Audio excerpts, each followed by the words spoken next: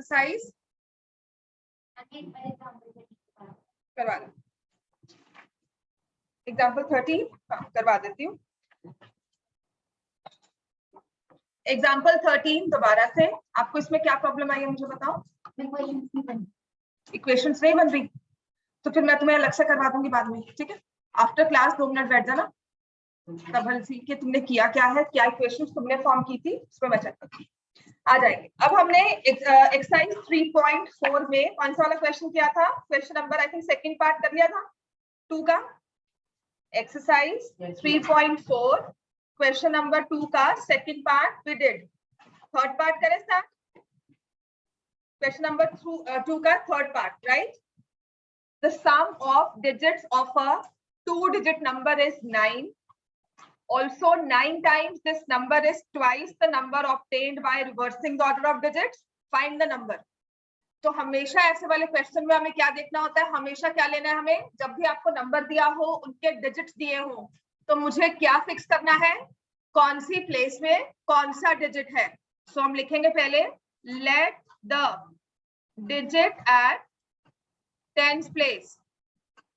Tense place पे कौन सा डिजिट ले लेंगे, x, क्योंकि यूजुअली हमारी आदत होती है पहले x को लिखने की, तो that's why I take tens place पे x।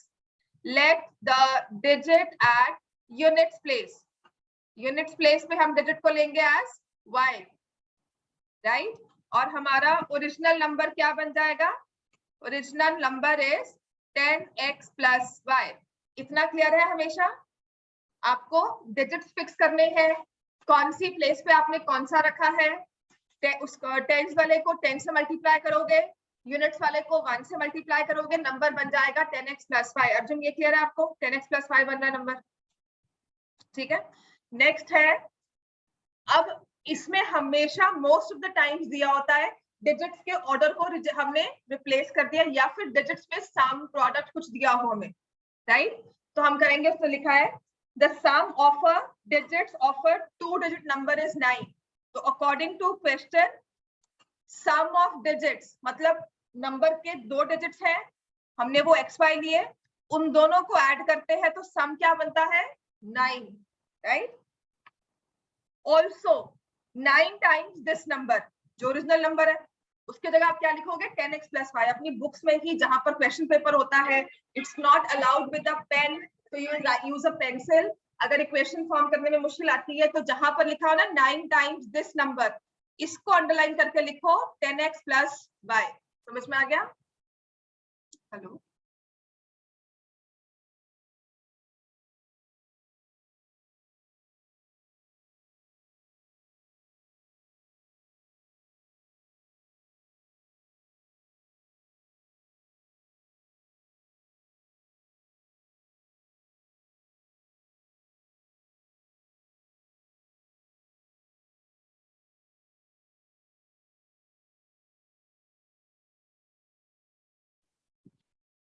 so sum of digits x plus y is equal to 9, right?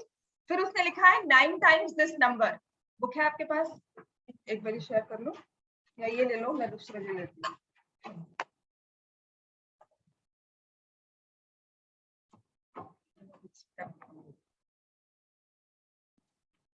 We have 9 times this number।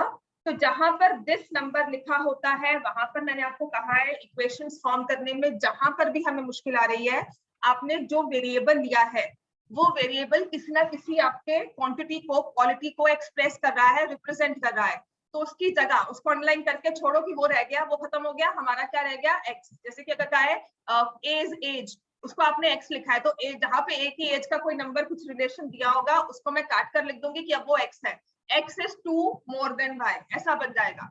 तो वो इक्वेशन समझनी आपको आसान हो जाती है as compare to when we talk in proper qualities of the person, जो भी हमने दिया हुआ क्वेश्चन। तो 9 टाइम्स दिस नंबर मतलब 10x plus y is twice the number obtained by reversing. और जहां पर ये दे दिया रिवर्सिंग और क्वेश्चन, मान लेना कहीं ना कहीं आपको डिजिट्स को रिवर्स करना ही पड़ेगा, तो यहाँ पर हम लिखेंगे when the digits are reversed, ठीक है। डिजिट्स को रिवर्स कर दिया तो डिजिट एट टेंस प्लेस क्या हो जाएगा, यूनिट्स प्लेस पे डिजिट क्या था पहले, y, अब वो आ जाएगा टेंस प्लेस पर, तो टेंस प्लेस पे क्या आ गया, y. Digit at ones place, ones place पे क्या हो जाएगा, x. Therefore reverse number is 10y plus x. Reverse number क्या हो जाएगा, 10y plus x. क्लियर हो गया, राइट? तो हमारा टेंस प्लेस पर डिजिट हमने लिया x, रिवर्स किया तो वो आ गया वंस प्लेस पर. जैसे कि मैंने कहा नंबर 54 है, रिवर्स करते हो तो क्या हो गया 45. 5 चला गया टेंस प्लेस पर, 4 चला गया यूनिट, 5 चला गया यूनिट्स प्लेस पर, 4 चला गया टेंस प्लेस पर. तो नंबर मैंने कहा था डिजिट ऐसे थे x एंड y, ये आप भेज दोगे यूनिट प्लेस पर और y को भेज दोगे टेंस प्लेस पर. टेंस प्लेस की वैल्यू होती है 10, तो y जो है वो मल्टीप्लाई होता है. जैसे आपने 45 को भी एक चीज की हुई थी, मैंने कल भी समझाया था, एक्सपेंडेड फॉर्म. याद है, लिखते थे राइट इन एक्सपेंडेड फॉर्म, क्वेश्चन होता था हमारा सेकंड थर्ड में. तो हम क्या करते थे 4 into 10 plus 5. मैंने xy क्यों नहीं लिखा, 45 को तो हम 4 5 लिखते हैं. जब डिजिट मैंने xy कह दिया तो मैंने xy क्यों नहीं लिख दिया कि xy के बहुत सारे मतलब है. xy product of x and y की तरह आप यूजुअली शो करते हो, तो इसको जब हमें नंबर की तरह शो करना है, if I right it like this, कल आपको ऐसे कोई xy ऊपर लिख कर दिया हो बुक में, तो आप पूछोगे ना मैम ये क्या मतलब है इसका, इसको हम xy ले या इसको हम नंबर ले कि x और y उसके डिजिट्स हैं, है ना. तो उसी चीज को अवॉइड करने के लिए हम उसको बहुत लॉजिकली सॉल्व करते हैं कि अगर एक हमने डिजिट्स को x और y में लिया है तो टेंस प्लेस को 10 से, यूनिट्स प्लेस को 1 से मल्टीप्लाई करेंगे, आपस में उन्हें ऐड करेंगे और हमारा नंबर बन जाएगा. तो ये है ओरिजिनल नंबर, ये है रिवर्स नंबर. अब हमारी स्टेटमेंट कहती है 9 times this number, 9 times this number. This number की जगह कौन सा आता है 10x plus 5 is twice. twice क्या होता है, is मतलब equal to. twice क्या होता है 2 times. 2 times the number obtained by reversing the order of digits. The number obtained by reversing the order of digits. समझ में आ गया. ये हमारी इक्वेशन फॉर्म होगी. दूसरी equation 9 into 10x plus y is equal to 2 into 10y plus x. Clear हो गया, right? तो दो वेरिएबल्स जो आप क्लास 9 में लीनियर इक्वेशन इन 2 वेरिएबल्स करके आते थे, वही चीजों का एक्सटेंशन है. हम 2 वेरिएबल्स लेके इक्वेशन फॉर्म करते थे, उन्हें ग्राफ में प्लॉट करते थे. अब हम वो नहीं कर रहे हैं, हम इक्वेशंस फॉर्म कर रहे हैं स्टेटमेंट से, उसके बाद उसे हम एल्जेब्रिकली सॉल्व करेंगे. 9 times this number, 9 times this number is equal to 2 times the number obtained by reversing the order of digits. ये digits को reverse किया, ओरिजिनल नंबर ये था, इसका 9 टाइम्स और इसका 2 टाइम्स, दोनों सेम है. ठीक है, जैसे मैंने कहा 11 into 4 is equal to 2 into 22. कुछ इस तरह से हम ले रहे हैं कि एक को 11 से, एक को 4 से किया, एक को डबल किया, दोनों का जो प्रोडक्ट है वो सेम आंक बनकर आ रहा है. इसका मतलब ये है. समझ में आ गया इतना? हमें लिख लो इतना. अब हमें क्या करना है, ये जो इक्वेशन हमारे पास है इसको सॉल्व करेंगे, राइट? अगर लिखना है इतना, कैन राइट इट डाउन. ये आ जाएगा 90x plus 9y is equal to 20y plus 2x. समझ में आ गया, राइट? फिर हम इस x और x को करेंगे इकट्ठा. 90x में से 2x माइनस कर देंगे, क्या बन जाएगा 88x. इस 20y में से 9y माइनस कर देंगे, क्या आ जाएगा 11y, राइट? तो ये आ जाएगा 8x is equal to y. इतना क्लियर है? हमें इतनी जल्दी समझ नहीं आएगा, इसको लिखना होता है, इजी हो जाएगा आपको लिखना. अगर बच सकते हो, अगर मैम कह दे कि नहीं जरूरी नहीं है तो फिर छोड़ सकते हैं. That all depends. But I will always suggest लिख लो, क्योंकि हमारा ना नंबर फॉर्म करना इजी हो जाता है कि ये रिवर्स है, ओरिजिनल है, आप फिर स्टेटमेंट फिक्स कर देते हैं, right? In between class join किया है, इतनी जल्दी नहीं समझ में आएगा, पर आई वुड सजेस्ट एक बार लिखना शुरू करो, लिखो, मैं समझा क्या रही हूँ, ठीक है? कैंसिल करो, क्यों छोड़ना है, क्योंकि ये तो कितना सिंपलीफाई हो गया। y इक्वल टू 8x, उसको सब्स्टिट्यूट करना कितना आसान है ना, इसलिए छोड़ सकते हो, पर क्यों, when we can use it further। ठीक है, तो हम y की जगह क्या पुट कर देंगे, 8x। यही करते थे हम सॉल्व करने के लिए। यहाँ पर I will use substitution method. ठीक है, यहाँ पर I will use substitution method to form the equation. जब इन बिटवीन क्लास ज्वाइन करते हैं तो ये मत सोचो पहले क्या हुआ होगा, मुझे समझ नहीं आ रहा, जो मैं करवा रही हूँ उस पर फोकस रखना। ठीक है, प्रीवियस वाला भूल जाओ कि कुछ तो है, वो क्या मैंने मिस किया, ऐसे कैसे समझ में आएगा, नहीं आता मुझे पता है, बट ट्राई टू फोकस की जो मैं अभी बोल रही हूँ उस पर आपको कुछ डाउट्स हैं, ये सॉल्व में कैसे कर रही हूँ वो समझ नहीं आएगा, लेकिन मैं नंबर या इक्वेशन फॉर्म कर रही हूँ वो समझ में आ रहा है, उस पर फोकस रखना। ठीक है, क्लियर होगा बेटा इतना। अब हम क्या करेंगे, 8x इक्वल टू y, एक इक्वेशन ये बन रही है, और x plus y equal to 9। हमारे पास दो इक्वेशंस बन गई, अलग अलग डिफरेंट, है ना। तो इनको सॉल्व करना है, कौन सा वाला मेथड यूज करेंगे, सब्स्टिट्यूशन मेथड। उसमें हमने क्या किया था कि हमारे पास अगर एक इक्वेशन x और y में है और दूसरी भी इक्वेशन x और y में है, 8x इक्वल टू y है ना। हाँ, तो हम देखते हैं कि y की वैल्यू है 8x, और ये y की वैल्यू उठाकर हम यहाँ पे डाल देंगे जहां पर दूसरी इक्वेशन में y दिख रहा है, तो ये आ जाएगा x plus 8x is equal to 9। तो आ जाएगा 9x is equal to 9, x is equal to 1। तो जब x इक्वल टू 1 है तो y की वैल्यू हो जाएगी 8 इंटू 1 इक्वल टू 8।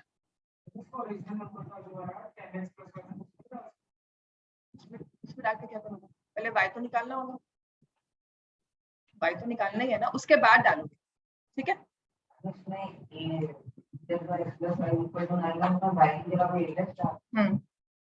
इसको हम कहते हैं सब्स्टिट्यूशन मेथड, जो हम क्लास में कर चुके हैं।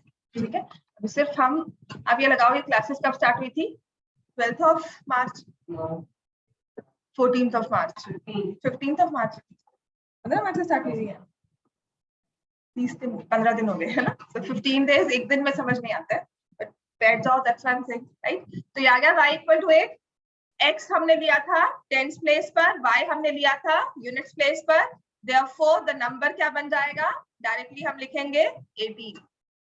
ठीक है, नंबर इज 18, एक बार लिख लो इसे, और आप चेक भी कर सकते हो, इसको रिवर्स करेंगे तो बन जाएगा 81। 9 times this number is equal to 2 times the reverse number. 18 9 होता है 162, 81 2 होता है 162, दोनों सेम है। समझ में आ गया, हमने इसे वेरीफाई भी कर लिया। Therefore, the number is equal to 18। समझ में आ गया इतना, ठीक है।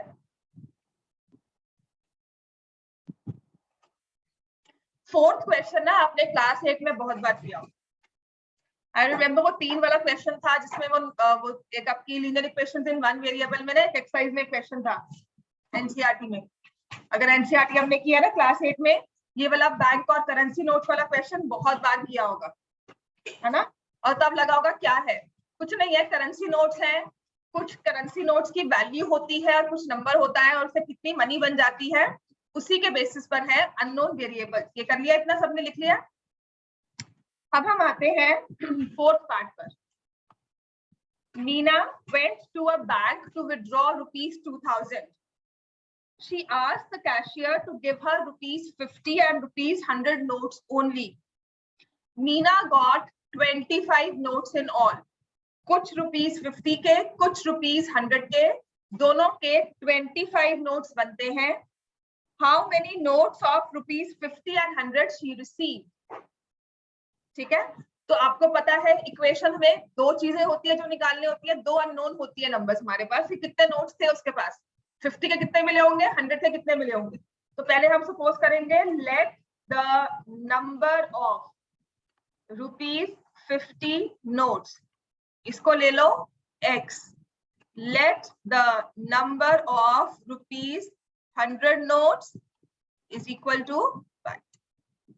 जैसे कि 50 के 2 नोट्स मिले, 100 के 3 नोट्स मिले, कुछ इस तरह से।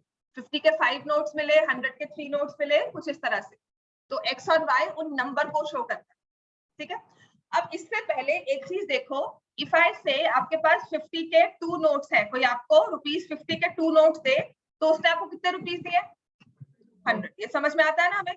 अगर वो आपको 50 के 5 नोट्स दे रहा है तो आपके पास कितने रुपीस है? 250। अगर वो 50 के 10 नोट्स देता है तो आपके पास कितने रुपीस है? 500।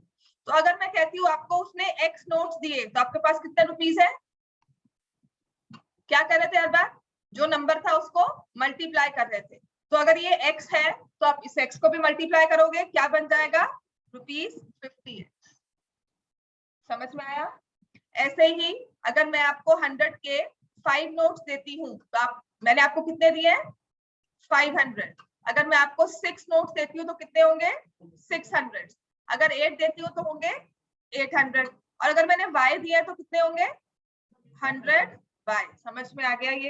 ये x और y वो नंबर शो करते हैं जिसकी अभी हमारे पास वैल्यू नहीं है। हमें कुछ इक्वेशंस फॉर्म करके, कुछ लॉजिक लगाकर हमें ये नंबर फाइंड करना है, वही हम काम करेंगे, ठीक है। अब अगर मैं उसको ब्लाइंड फोल्ड कर दूं, उसके पास 50 और 100 नोट्स की एक पूरी बंडल बना हुआ है, उसको ब्लाइंड फोल्ड किया, उसको नहीं पता कि ऊपर क्या लिखा हुआ है। अगर उसे सिर्फ पेपर काउंट करना है तो कितने नोट्स है उसके पास? 25।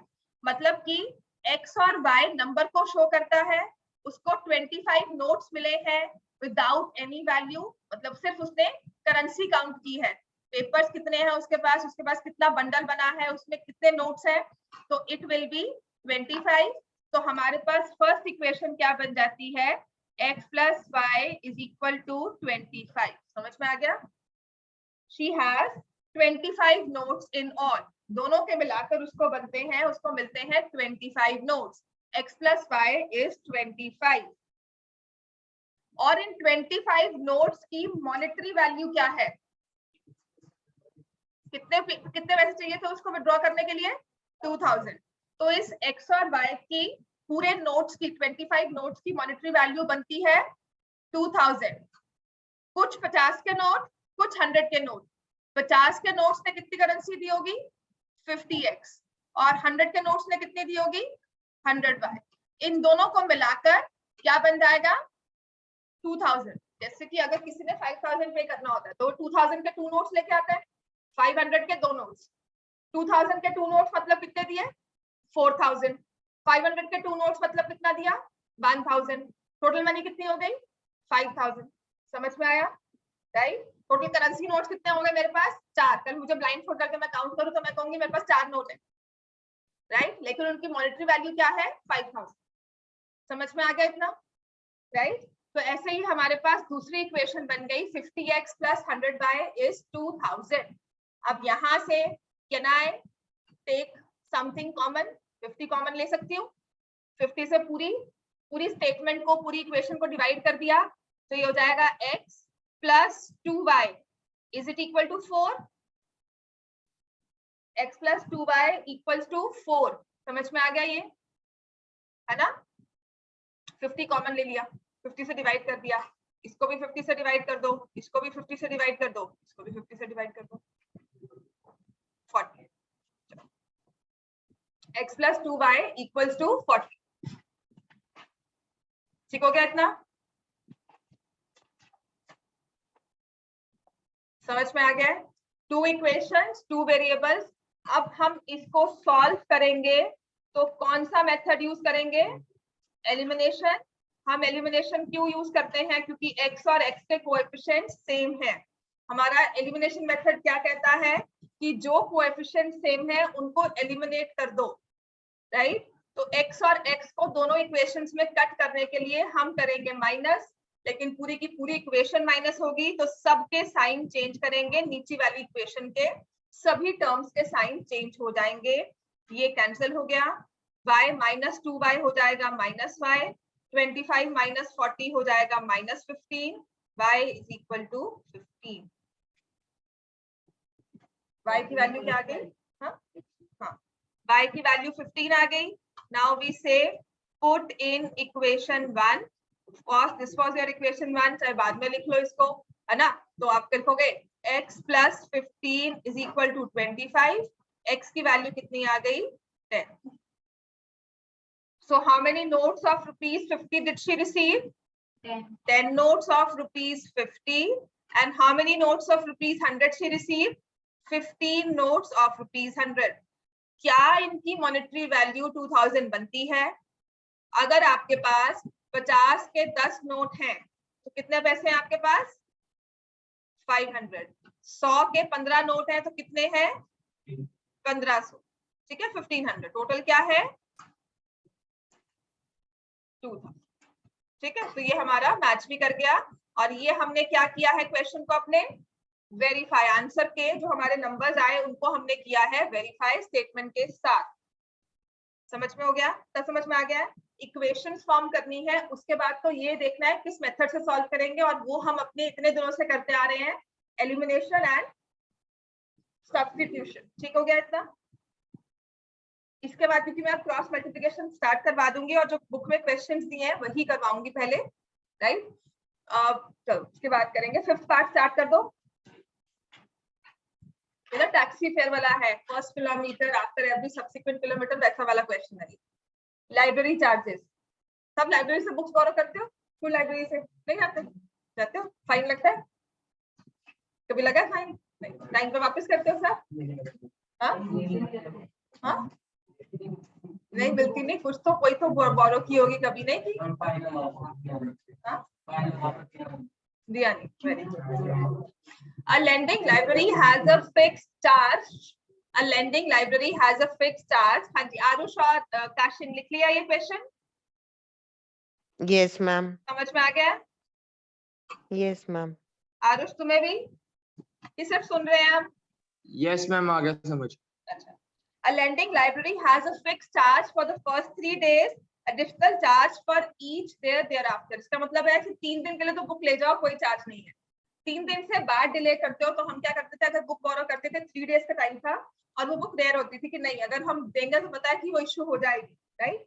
तो what we used to do, the trick was, तीसरे दिन जाकर उसे रिटर्न करके शेल्फ पे रखवा के पीछे से जाकर साथ ही उसको बोरो करके फिर इशू करवाते, री इशू, राइट?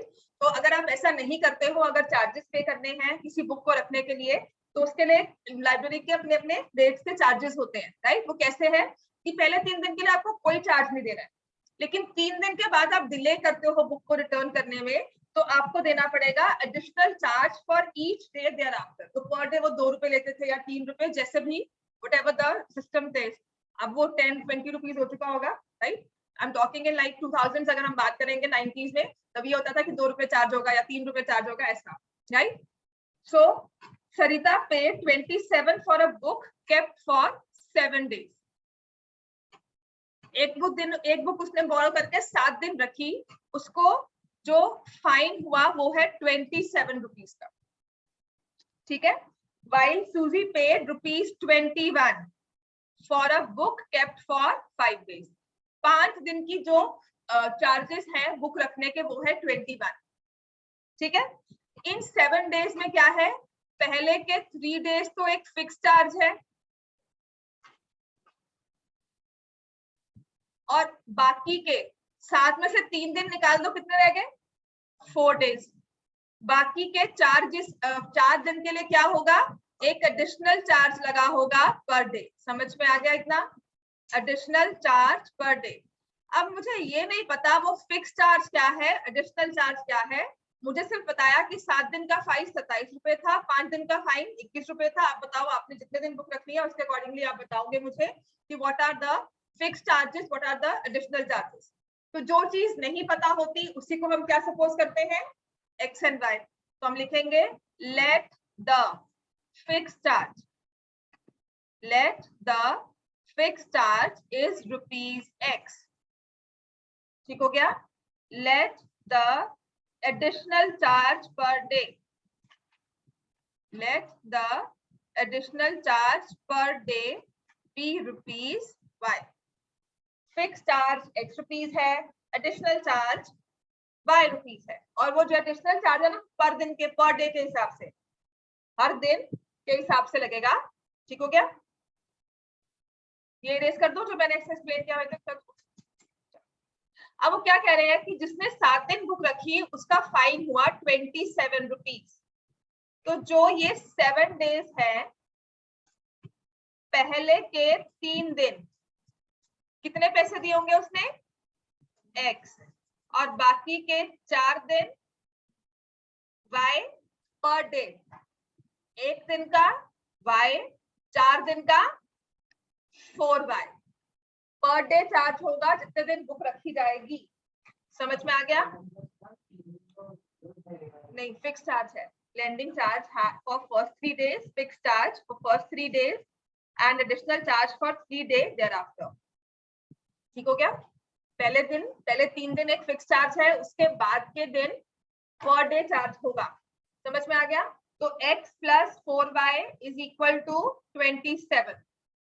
एक हफ्ता बुक रखने के 27 रुपीज पे करने होते। ठीक हो गया? ऐसे ही दूसरी इक्वेशन में क्या है, जब हमें दिया हुआ है केप्ट फॉर 5 डेज। 5 डेज में फिर से रूल्स तो सेम है कि 3 दिन के लिए हमारे चार्जेस क्या होंगे? x। 5 में से 3 निकाल दो, कितने दिन बच गए? 2 दिन। 2 दिन के लिए आपने कितना पे किया होगा? y पर डे, और होगा 2y। इनको ऐड किया तो सिस्टम में हमारे चार्ज का, हमारी जो कॉस्ट बन गई या लाइब्रेरी का फाइन बन गया वो है 21। तो हम क्या लिखते थे? x plus 4y is 27, x plus 2y is 21। We've got 2 equations, 2 variables, इनके आंसर सॉल्व हो सकते हैं, है ना? तो अब हम क्या करेंगे? फिर से I can see elimination method use करेंगे।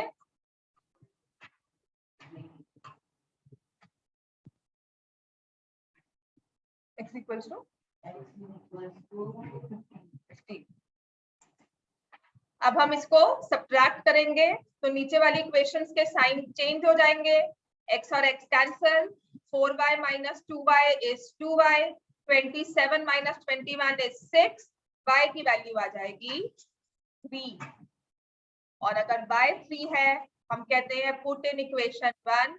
इक्वेशन 1 में हमने पुट कर दिया x plus 4 into 3 is 27, x is equal to 27 minus 12 which is equal to 15। तो फिक्स चार्ज कितने पड़ रहे हैं? 15 रुपए पहले 3 दिन के, और उसके बाद एडिशनल चार्ज है ₹3 पर डे। तो अगर किसी ने बुक 10 दिन के लिए रखी है, उसका फाइन क्या होगा बताओ? 10 डेज के लिए अगर बुक रखी जाएगी तो उसका फाइन क्या होगा? 3 30 36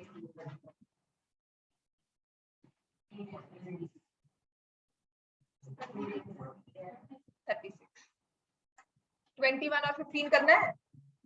ये ना जैसे ओरली बैठते हो ना, पेन हिलाने में हमारी जान निकलेगी, हाथ हमारे टूट जाएंगे पता नहीं, या पेन की इंक खत्म हो जाएगी, तुक्के मारने बैठकर हमने। ठीक है, क्या करेंगे? पहले 3 दिन के लिए लिख लो कि ऐसे आंसर्स को ऐसे डालने से 30 40 लिखने से अच्छा है कि एक बार इसको सोचकर लिख लो। अगर आपका एडिशन स्ट्रांग नहीं है, this is one thing which I will teach you every time. अगर आप विजुलाइज नहीं कर पाते हो, जैसे कृष्णा ने किया, विजुलाइज कर लिया, उसने 36 बोल दिया, उसने 46 बोला, कैसे?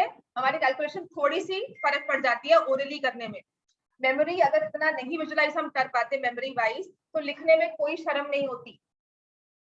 ठीक है, लिखने में कोई शर्म नहीं होगी, हमारे पास आंसर तो सही आएगा। अब क्या करोगे? 3 दिन का 15, बाकी के बचे 7 दिन। 7 दिन मल्टीप्लाई करेंगे 3, बन जाएगा 21। इन दो नंबर्स को ऐड करना है, क्या बन जाएगा? 36। सॉकेट समझ में आ गया? हमेशा जल्दी मत करो, सही आंसर दो, भागो मत। 30 कैसे आया था? क्या बोला था फिर? 15।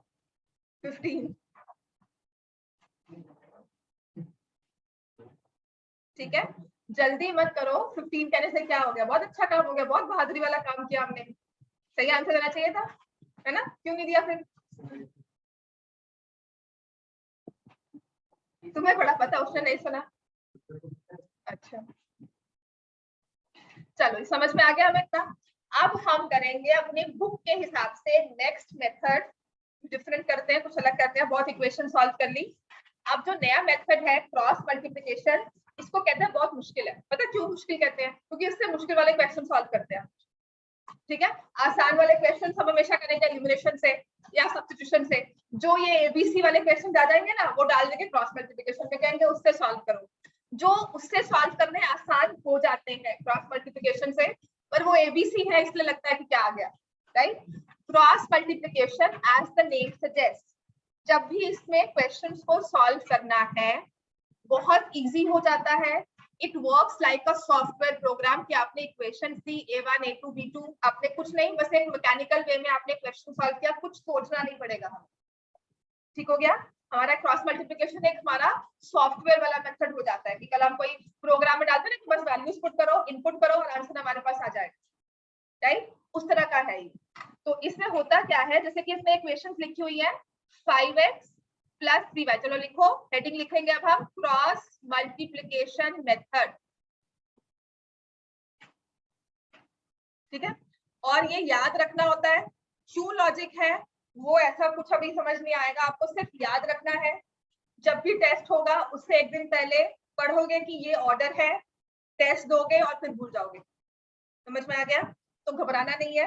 अगर याद रहता है वेरी गुड, नहीं याद रहता तो आपको रोज पढ़ना होगा कि ये ऑर्डर है, इस ऑर्डर में हमें डिजिट्स को, अपने कोएफिशिएंट्स को लिखना है, उसके बाद ये टेक्निक है, उसके बाद आपकी कैलकुलेशन। समझ में आ गया इतना, राइट। तो अब हमारे पास जैसे ये दो इक्वेशन दी हुई है 5x प्लस 3y इज 35, मैं सिर्फ बुक से उठा रही हूँ आपकी। 2x प्लस 4y इज 20, है ना, दो इक्वेशन दी है मुझे, राइट। ये x और ये उसका कोएफिशिएंट, ये y और ये उसका कोएफिशिएंट, और ये कांस्टेंट टर्म, ये x और ये उसका कोएफिशिएंट, y और उसका कोएफिशिएंट, और ये constant term. Cross multiplication method में ना एक बात जो पल्ले बांध दी है हमें, सारे वेरिएबल्स एक जगह लेके आने, सारे टर्म्स एक जगह लेके आने, सबको इकट्ठा रखना, कोई अलग नहीं बैठे। कोई अलग है तो उसको इकट्ठा करके लेफ्ट हैंड साइड पे ले आओ। मैं बार बार नहीं समझाऊंगी कि -1 भी लेना, 1 लेना है।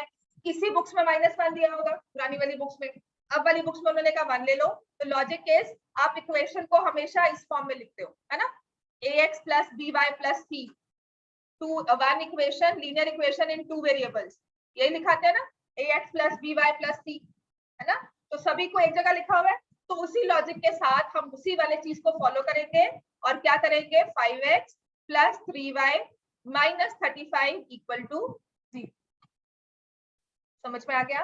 उसके बाद 2x plus 4y minus 28 equal to 0। पहले ये लिखो, चलो। Bring all the coefficients, तो हमारा फर्स्ट पॉइंट टू रिमेंबर होगा bring all the terms to left hand side, bring each and every term to left hand side। जो मैंने ना ये मेथड किया हुआ था with constant term here and I use -1, तो मैंने पहली बार करवाया ना तो कहते मैम -1 क्यों लिया है, 1 क्यों नहीं लिया, हमें तो 1 करवाया है। तो मुझे 5 मिनट लगे थे समझने में कि अब मेथड चेंज हो चुका है, राइट। बुक ने भी वही चेंज कर दिया है, और I followed my age old technique कि नहीं वो -1 यहाँ लगता है। ठीक हो गया? तो मेथड्स चेंज होते हैं विद टाइम, इवॉल्व हो जाते हैं। आपने बस एक चीज फॉलो करना है, that you have to bring every term to your left hand side. समझ में आ गया इतना, राइट। अब क्या करेंगे, ये x के कोएफिशिएंट्स के लिए हम कौन सा वेरिएबल यूज करते हैं, a1 a2, है ना। y के कोएफिशिएंट्स के लिए हम कौन सा वेरिएबल यूज करते हैं, b1 b2, और कांस्टेंट टर्म्स के लिए हम कौन सा यूज करते हैं, c। ठीक हो गया? अब जो आपको ऑर्डर फॉलो करना है ना, उसको बोलते क्या है, B C A B। B मतलब y के कोएफिशिएंट्स विद साइन, C मतलब constant term with sign, A मतलब x की टर्म्स विद साइन, और फिर से B मतलब y की टर्म, ठीक है, y के कोएफिशिएंट्स विद साइन। समझ में आ गया इतना? ये आपको याद करना है, इसको काफी बार आपको कहा होगा B कैप है, उस वर्ड को अगर आप याद कर सकते हो बी कैप, तो ये ऑर्डर याद करना आसान हो जाएगा, right. somebody will say in some books या some teachers they teaches like 2 3 1 2, ये 2 3 1 2, ये हमारे 3 कॉलम्स हैं। this is my first column, sorry, this is my first column, this is my second column, this is my third column। तो हम याद करते हैं 2 3 1 2, ठीक है। तो आपको कुछ भी याद करना है या सिर्फ समझना है कि हम मिडिल टर्म से स्टार्ट करेंगे।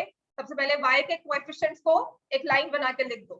पहला y का कोएफिशिएंट क्या है, 3, दूसरा क्या है 4, दोनों के साथ है प्लस साइन।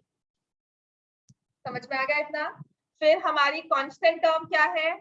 पहली वाली है -35, दूसरी वाली क्या है -28। फिर हमारी एक ही टर्म क्या है 5, दूसरी क्या है 2। और फिर हमने जहां शुरू हुए थे वहीं पे खत्म होना है, ठीक है, घूम फिर के वहीं पहुंचना है फिर से। तो हमारे पास आ जाएगा 3 और 4 एंड हेंस द मेथड बीकैप। पहले y के कोएफिशिएंट्स विद साइन, फिर कांस्टेंट टर्म साइंस को साथ में लेकर, ठीक है। ये नहीं कि सिर्फ न्यूमेरिक वैल्यू लिखो प्लस माइनस, तो प्लस को तो आप यूजुअली नहीं लिखते और माइनस साइन होगा तो प्लीज लिखना है। फिर हमारी x की टर्म्स, फिर हमारी फिर से y की। ये ऑर्डर फॉलो हो गया, ठीक है। तो इसमें चीज को ना साइड पे लिख दूंगी कि हमें ये ऑर्डर फॉलो किया है, व्हिच इज बीकैप, right. So usually we use this word, books में मिल जाएगा कहीं ना कहीं बीकैप और 2 3 1 2, राइट। उसके बाद हम क्या करेंगे, आपका देखो ना एक ये स्पेस, 4 कॉलम्स बने हैं, 4 कॉलम्स के बीच के ना 3 स्पेसेस बन गई हैं, ठीक हो गया। तो जो पहला हमारा ये सेंटर पार्ट आया ना, इसमें आप लिख दोगे x, इसमें आप लिख दोगे y, इसमें आप लिखोगे 1। ये बहुत टेक्निकल मेथड है, ये ऑर्डर है, फॉर्मूला है, आपको ऐसे ही लिखना है। क्यों बना उसको समझने के लिए आपको बहुत कुछ समझना होगा। 11th में मैट्रिसेस समझना, उसके बाद समझ में आएगा, ठीक है। और सब समझ में आ सकता है तो बहुत अच्छी बात है कि डिराइव कहाँ से हुआ होगा, आपको सिर्फ एक रट्टा ही मारना है। समझ में आ गया? नंबर्स को ऑब्वियसली रट्टा नहीं मार सकते, मेथड को रट्टा मारना है कि ये होता है, 1 step, second step, third step, hence answer आ गया, ठीक है। इसमें लिखा x, एक लिखा y और एक लिखा 1। अब हम क्या करेंगे, मैं इन इक्वेशंस को कर रही हूँ इरेज, राइट, क्योंकि अब हमारे पास सिर्फ कांस्टेंट्स हैं और मुझे कुछ नहीं चाहिए अब, प्रोवाइडेड सब कुछ सही लिखा हो, दोबारा से हमारा आंसर सही आ जाए तो हमें इक्वेशंस को देखना नहीं पड़ेगा, ठीक है। तो अब हम क्या करते हैं, यहाँ लिखा x और न्यूमरेटर, फिर लिखा y, उसको न्यूमरेटर में बना दिया, और 1 उसको न्यूमरेटर में बना दिया, ठीक है। मेथड का नाम क्या था? क्रॉस मल्टीप्लिकेशन, है ना। बीकैप इज द रूल उसका, ठीक है। मेथड का नाम है क्रॉस मल्टीप्लिकेशन। तो अब मैं क्या करूंगी, क्रॉस बनाकर मल्टीप्लाई कर, क्रॉस बनाकर मल्टीप्लाई कर, क्रॉस बनाकर मल्टीप्लाई, ठीक हो गया। तो first of all will multiply 3 and -28। 3 and -28 क्या बना, -84। इन दोनों को मल्टीप्लाई किया आपस में, 3 एंड -28 बन गया -84। और ये दो नंबर जो मल्टीप्लाई हुए 4 एंड -35 क्या बन गया, ये -140। ये लिख दिए x के नीचे। और आपस में जो दो प्रोडक्ट्स होते हैं ना, ये होते हैं सब्ट्रैक्ट। तो ये माइनस साइन इसके साथ आ जाएगा ब्रैकेट, ठीक है। आपने किया इनको मल्टीप्लाई, इनको मल्टीप्लाई, नीचे से ऊपर स्प्लिट करोगे, नीचे से ऊपर से नीचे जाओगे तो प्लस में, नीचे से ऊपर आओगे तो माइनस में। ऐसे जाना आसान है, चढ़ना है तो हमेशा आपको सेकंड टर्म, जब आपने ये मल्टीप्लाई किया तो इसके आगे हमेशा लगाएंगे माइनस साइन, राइट। अब मैं यहाँ पे आती हूँ, -35 एंड 2 क्या बन जाता है, -70। I'll write -70, -28 into 5, -140, -128 into 5, -140। और इन दोनों के बीच में साइन क्या होगा, माइनस का। ये माइनस साइन फॉर्मूला है, बाय डिफॉल्ट ये माइनस ही होगा, कभी प्लस नहीं होगा। प्रोडक्ट प्लस माइनस में हो सकता है। आपके जो दो टर्म्स मल्टीप्लिकेशन की हैं, इसी ऑर्डर में पहले ऐसे मल्टीप्लाई करना है, फिर इस तरफ से, पहले ऊपर से नीचे आना है, फिर नीचे से ऊपर जाना है, राइट। तो उन दोनों के बीच में साइन क्या होगा, माइनस का। अब आ जाओ यहाँ पर, समझ में आएगा, 5 4 20, 2 3 6, दोनों के बीच में माइनस साइन, दैट्स इट। यहां तक ये मुश्किल है क्योंकि हमें मल्टीप्लाई करके टर्म्स लिखनी है, माइनस साइन का ध्यान रखना है। उसके बाद अब देखोगे क्वेश्चन बहुत सिंपल टर्न हो जाता है। आपको क्या करना है, इनको अब प्लस माइनस करना है, -84 + 140, am I right? y upon -70 + 140, 1/14, right? x upon 56 is equal to y upon 70 equal to 1 by 40. हमेशा आपके पास एक x की टर्म आएगी, फ्रैक्शन x की, एक फ्रैक्शन y की, इसमें y न्यूमरेटर होगा, एक आएगा आपका ऐसी टर्म जिसमें कि हमारी कोई भी वेरिएबल नहीं है, इसको हम कहेंगे फ्रैक्शन आएगा जैसे 1 by 40. एक आएगा x वाला टर्म, एक आएगा y वाला टर्म, एक आएगा कांस्टेंट टर्म जिसमें कुछ भी x और y नहीं है, राइट. तो इन तीन फ्रैक्शंस को हमने इक्वल किया हुआ है. तो अब मैं क्या करूंगी, ये जो x वाली फ्रैक्शन है इसको एक बार कांस्टेंट टर्म से हम इक्वेट कर देंगे. x by 56 is equal to 1 by 14. तो इससे x की वैल्यू क्या आ गई, 14 और 56 4 जा टेबल आते हैं ना हमें, 14 4 जा 56 और y by 70 is equal to 1 by 14. तो हमारे y की वैल्यू क्या आ जाएगी, 5. तो x is 4, y is 5. This is the answer. इसकी ये टेक्निक है और कुछ नहीं है इसमें. This is the only way out कि हमें इस क्वेश्चन को ऐसे ही सॉल्व करना है. क्या x equal to 4, 56 और ये कर लो ना, क्रॉस मल्टीप्लाई कर लो. 14x is 56, x is equal to 56 by 14 which is 4. या इस 56 को यहाँ ले जाओ, बस x को तो वहीं रखो क्योंकि वो न्यूमरेटर में ही है. Take 56 here, x is equal to 56 by 14. ऐसे ही y is equal to 70 by 14. x is 4, y is 5. नई चीज है, पहली बार में समझ नहीं आती, 3-4 बार प्रैक्टिस करते हो तभी आती है.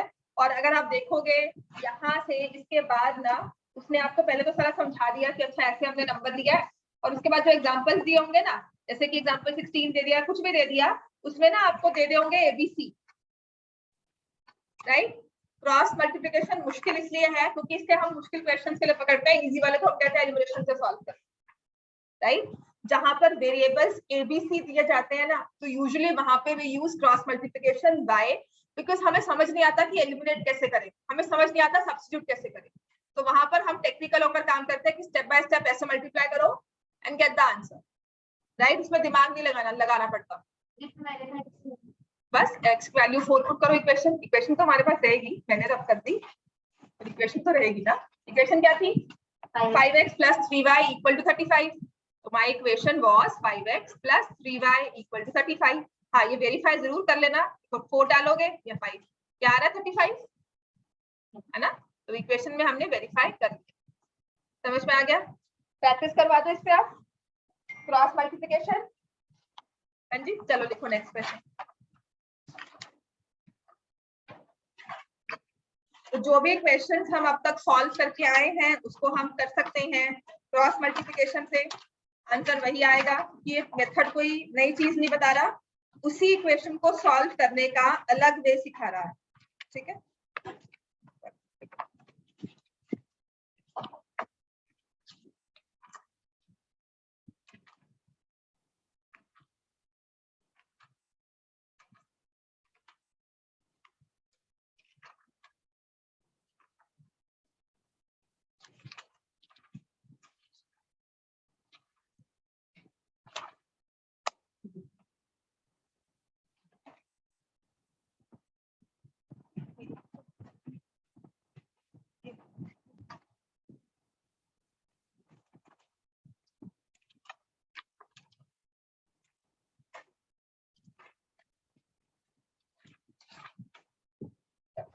देखो 5x minus 4y plus 8 equal to 0, 7x plus 6y minus 9 equal to 0.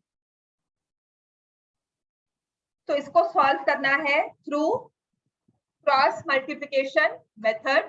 तो जब हम इसे सॉल्व करेंगे, यहाँ साइड पर अपने हिसाब से लिख दो b कैप, राइट. तो -4, 6 और ये भी चेक कर लिया कि कांस्टेंट टर्म सारी एक तरफ है, सारी की सारी टर्म्स एक तरफ है. आरुष और काशिन, समझ में आ गया ये? Yes, ma'am. अब यहाँ लिखा x, यहाँ लिखा y और यहाँ लिखा 1. ठीक है. आप जब मल्टीप्लाई करना तो बड़े ध्यान से सारा का सारे दिमाग यहीं पर हो, कि अगर ये चीज सही हो गई तो हमारा क्वेश्चन सही हो जाएगा ना, तभी ये मेथड मुश्किल होता है, because we miss on signs. हम साइंस को कंफ्यूज होकर ही गलत कर देते हैं, और ये मेथड होता है कि बहुत मुश्किल है भाई, इतना ध्यान कौन रखेगा। -4 इंटू -9, -4 -9 क्या बनेगा, +36। 6 और 8 मल्टीप्लाई होंगे, क्या बनेगा, 48। पहले फोकस करो मल्टीप्लाई करने पे, फिर उनके बीच में लगाओ माइनस साइन, ठीक है। 8 और 7 क्या बनेगा, 56। 9 और 5 क्या, -9 और 5 क्या होगा, -45। फिर इनके बीच में लगाओ माइनस साइन। पहले फोकस करो मल्टीप्लाई करने में, क्योंकि उसमें साइंस को ध्यान रखना होता है। फिर जब आप माइनस साइन लगाते हो तो अकॉर्डिंगली हमें ब्रैकेट्स ले लेनी है। कभी भी कंफ्यूज नहीं होगे, गलती नहीं होगी। ये मैंने सीखा है कि अगर ऐसे करते हैं तो गलती कम होती है, ठीक है। गलती तो हमारे में टैलेंट होता है, हम कभी भी कर लेते हैं, राइट। लेकिन अगर कुछ टेक्निक या कुछ चीजें ध्यान रखें, एक ऑर्डर को फॉलो करें, तो उस गलती को हो सकता है हम अवॉइड करें। तो 5 6 30, 7 4 -28, 7 इंटू -4, राइट। तो जब लगाना है माइनस साइन तो -28 बैठ जाएगा अपनी ब्रैकेट्स में। समझ में आ गया ये? This is the only way. यहाँ पर की ये गलती होती है, जब हमने -28 लिखा तो आगे माइनस लिखा हमने कहा, तो -28 लिखा हुआ है, माइनस को छोड़ देते हैं। तो ओनली थिंग जहां पे गलती होती है, तो यहाँ पर अगर हम सॉल्व करेंगे x की क्या आ जाएगा, x अपॉन -12, ये आ जाएगा y अपॉन 56 + 45, और यहाँ आ जाएगा 1 अपॉन 30 + 28। यही आ रहा है ना, ठीक है। अब ये हो गया x upon 12 is equal to y upon 101 is equal to 1 upon 58। तो x by 12 is equal to 1 by 58, y bye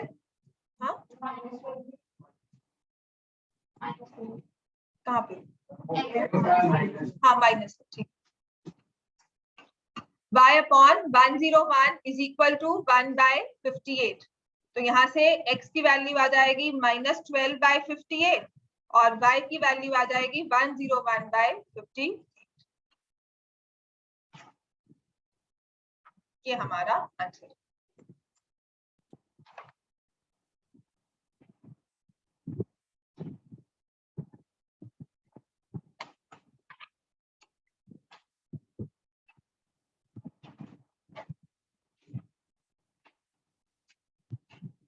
करोगे इतना, ठीक है। अब इसे कैंसिल भी कर सकते हो, यहाँ पर 2 आपको दिख रहा है तो आप इसे -6/29 भी लिख सकते हो, ठीक हो गया। चलो नेक्स्ट आ जाए, solve 7x - 4y equal to 49, 5x - 6y equal to 57।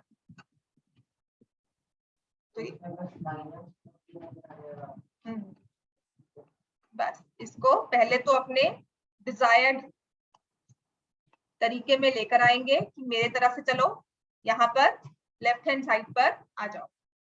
फिर हमें याद करना है बी कैप, राइट। तो पहले क्या लिखेंगे, बोलो पहले क्या लिखेंगे, -4, और उसके साथ -6। नेक्स्ट कॉलम क्या लिखेंगे, -49 -57। नेक्स्ट क्या लिखेंगे, 7 and 5, और फिर किस पे खत्म करेंगे, -4 -6। समझ में आ गया? हम कुछ नहीं कर रहे हैं, जो आपने एलिमिनेशन मेथड किया था ना, तो आप इसमें मल्टीप्लाई करते थे 5 से और यहाँ मल्टीप्लाई करते थे 7 से, वो उसी टेक्निक को ही एक ऑर्डर में लेकर आया है। आफ्टर अंडरस्टैंडिंग कि ये सब हो रहा है, तो उस तरह से उसने इस क्वेश्चन को सॉल्व किया है। समझ में आ गया? फिर पहले वाले में लिखना है हमें x, दूसरे वाले में लिखना है y, तीसरे वाले में क्या लिखना है 1। तो अब हम करेंगे x अपॉन, फिर y अपॉन, फिर 1 अपॉन। अब जहां पर थोड़ी कैलकुलेशन आपकी मुश्किल हो जाती है, वहां पे पॉज करके अच्छे से टाइम लेकर मल्टीप्लाई करना, उसके बाद सॉल्व करना है। जैसे -4 इंटू -57, तो मुझे दो नेगेटिव्स दिख रहे हैं, पता लग गया कि प्लस में आंसर होगा, तो I just need to multiply 57 and 4। कितना होता है ये? 228। तो चुपचाप से अच्छे से मल्टीप्लाई करके पहले लिख दो 228। पहले सारे ऑर्डर में मल्टीप्लाई करना, उसके बाद फिर मैं करूंगी -6 इंटू -49। दो नेगेटिव्स हो गए, तो 49 6 कितना हो जाएगा? 294। यस, ये आराम से मल्टीप्लाई करना, मैं जल्दी कर रही हूँ, आपने आराम से करना है कि हाँ ये मल्टीप्लाई करके सही आ रहा है, और यहाँ लिख देना है 294। ये भी प्लस में था प्रोडक्ट, ये भी प्लस में हो गया, दोनों के बीच में आ गया माइनस साइन। ठीक हो गया? ऐसे ही यहां मल्टीप्लाई करेंगे 49 5 -49 इंटू 5 क्या बना? -245। -245 -57 इंटू 7 399 को बोला 399, लेकिन माइनस साइन आएगा। तो मैं देखो क्या कर रही हूँ, प्रोडक्ट में जहां पे मुझे पता था कि दो माइनस है, मैंने प्लस साइन लिख दिया, डायरेक्टली उसे एलिमिनेट कर दिया। जहां था कि -57 है, तो मैंने प्रोडक्ट में माइनस पे लिखा, so that I remember that it is -399। यही गलती होती है, और कोई गलती नहीं होती इसमें, यही गलती होती है। जब हम मल्टीप्लाई करते हैं तो हम नंबर्स को मल्टीप्लाई कर रहे हैं और साइन को भूल जाएंगे और नंबर का मल्टीप्लिकेशन यहाँ लिख देंगे। तो जब आपने बस ध्यान देना है, मल्टीप्लाई कर रहे हो, ऐसे करके मल्टीप्लाई कर रहे हो, तो प्लीज जहां आपने मल्टीप्लाई किया पहले उसके आगे माइनस साइन लगा दो। ठीक है? अब ये 399 माइनस वाला उठाया और यहाँ रख दिया। अब ये देखो ओरली मल्टीप्लाई होगा तो आई विल रिमेम्बर, ये विजुलाइज करके लिख रही हूँ। 7 6 7 इंटू -6 क्या होगा? 7 -42, और 5 इंटू -4 -20, और दोनों क्या होंगे आपस में? माइनस। समझ में आ गया इतना? राइट? जो चीज हम सोच कर रहे थे, अब हम क्यों कर रहे हैं हमें नहीं पता, हम सिर्फ मल्टीप्लाई कर रहे हैं और उनके नंबर्स को ऐसे ही ऑर्डर में लिख रहे हैं, तब भी ये मेथड मुश्किल है। वहां पर हम समझ के कर रहे हैं कि समझ में आ रहा है हम क्यों कर रहे हैं, यहाँ क्यों कर रहे हैं वो समझ नहीं आएगा कभी। ठीक है, बस करना है। राइट? ये मेथड मुश्किल क्यों है? मैंने आपको कहा था क्रॉस मल्टीप्लिकेशन आप बहुत कम यूज करोगे, but there are people who use, जिनकी कैलकुलेशंस अच्छी होती हैं, वो यूज करते हैं क्योंकि ये बहुत जल्दी आंसर देता है। ठीक है? x अपॉन 228 और 294 को माइनस करो तो क्या आएगा? -66, और यहां से y -245 प्लस 399, और ये 1 -42 प्लस 20। दो स्टेप्स एक्स्ट्रा लिखने पर कुछ नहीं होने वाला, लिख लो, गलत मत करना। ठीक है? So next we'll say -x upon 66, y upon 245 और 399 को माइनस किया 154, और प्लस में आएगा ऐसे ही 1 upon -22। ठीक हो गया? तो -x by 66 is equal to -1 by 22। ऐसे ही y by 154 is equal to -1 by 22। समझ में आ गया हमें ये? राइट? ये x और ये x हो गया कैंसल, मतलब सॉरी माइनस और माइनस हो गया कैंसल, तो यहाँ से अब क्लियर हो गया x की वैल्यू क्या आ जाएगी? 22 और 66 है ना, 3। समझ में आएगा ना, x की वैल्यू है 3, और यहाँ पर -7। बस ये ध्यान रखना है, you have to be careful with signs. यहाँ पर साइंस में ही गलती होती है। Why is cross multiplication difficult? Because 99% times, जैसे मैंने भी कैरी फॉरवर्ड किया तो माइनस नहीं लिखा था, मुझसे भी गलती हुई थी, यही गलती होती है और कोई गलती नहीं होती। और ये गलतियां इतनी होती है तो लगता है कि बहुत मुश्किल है यार, ये क्या करना है, वही वाला कर लो, वही अच्छा है। राइट? मैंने नहीं कहा क्लास हो रही है, क्यों नहीं? वैसे कैसे लिखो, नेक्स्ट लिखो, लिखो क्या हो गया? तुम बच्चे नहीं हो जो बैठे हो यहाँ पे? वो तो हरकत होगी।